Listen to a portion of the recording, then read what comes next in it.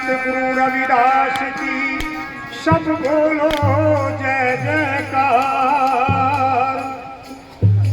हाथ जोड़ अर्जी करूं धरूं चरण में शीश, साष्टांग से हो खड़ा मैं तो मांगू गुरु चरण आशीष। हाँ चरण कमल में बंधना करे देश राज अज्ञान, मेरे मस्तक कमल पे राजवान हो श्री सतगुरु साहब राम किशन सतनाम।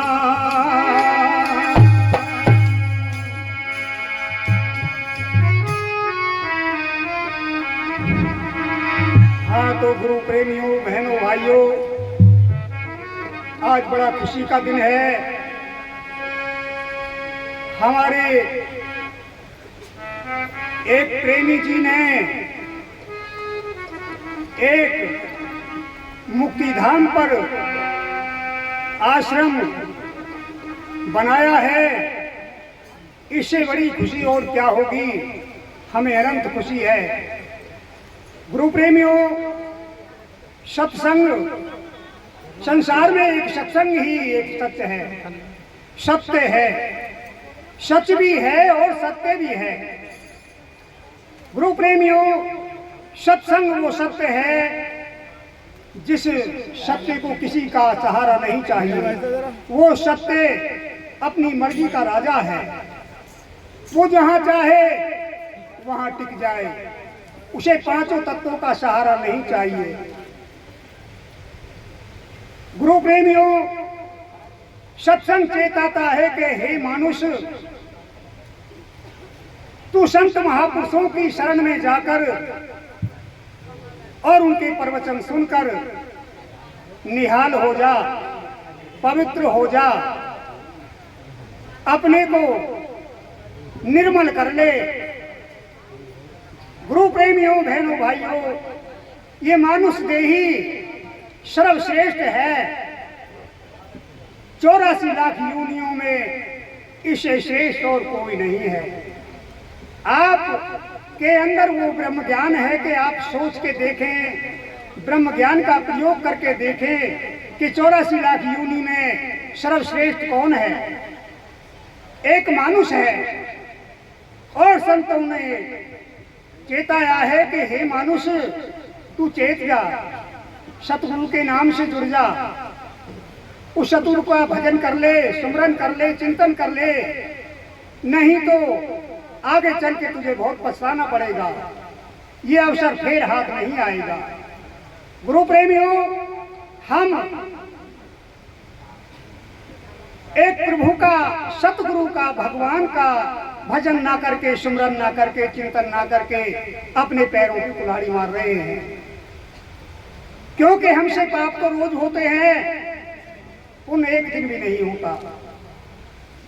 अगर हम नित्य रोजाना थोड़ा थोड़ा भजन करें तो हमारे पाप क्षमा होते रहे।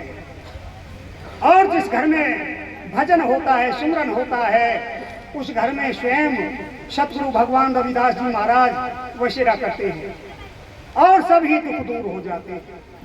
ये ना जाने तो आजमा के देख लें कि जो सतगुरु भगवान रविदास जी का सुमरन करता है उसे कितना आनंद पैदा होता है, बहुत आनंद पैदा होता है। गुरु प्रेमियों, इस शब्द में चेता रहे हैं कि जो पहले हमारे बुजुर्ग थे, दादा बाबा, उनके जमाने में जो मकान थे वो कच्चे थे और लकड़ी की कड़ी रहती थी। उन कच्ची कड़ियों में दो जीव रहते थे, घुन और घुन्नी। घुन और घुन्नी जो लकड़ी को खाते हैं, उसी कोठे में रोजाना नित्य सत्संग हुआ करता था। तो गुरु प्रेमियों, जब सत्संग होता था तो वो घुन्नी जो थी वो तो सत्संग को बड़े गौर से सुनती थी और घुन एक बोल भी न सुनता था। घुन्नी कहती पिया जी ये अवसर हमें फिर नहीं मिलेगा, तुम एक घड़ी का सत्संग सुन लिया करो, क्या खाने में ही रहते हो कुटर कुटर में, एक घड़ी का सत्संग सुन लिया करो।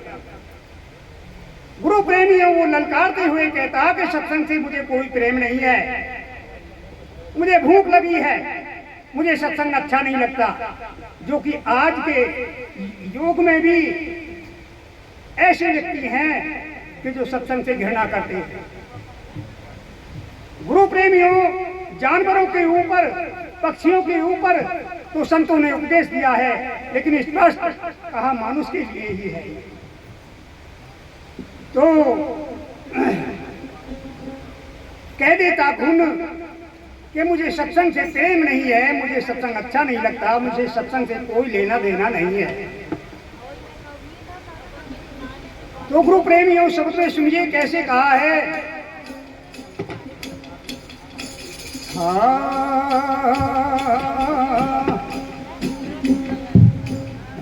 हे नाम जप नाम जप नाम जप, नाम रूप आधार,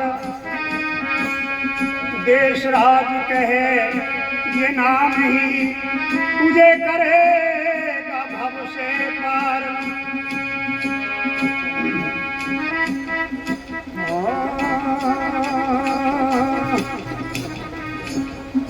अरे मोक्ष गति का साधन कर लो। देखिए अपनी मोक्ष गति मुक्ति का साधन एक नाम है। गुरु संतों की शरण में जाकर नाम जपना ही मुक्ति का साधन है। और जो हम सुख पा रहे हैं ये पिछले कर्म है, अगले कर्म के लिए हमें नाम जपना पड़ेगा, सतगुरु को हर प्रकार से मनाना पड़ेगा। भाई मोक्ष गति का साधन कर लो, बात मान लो मारी जी।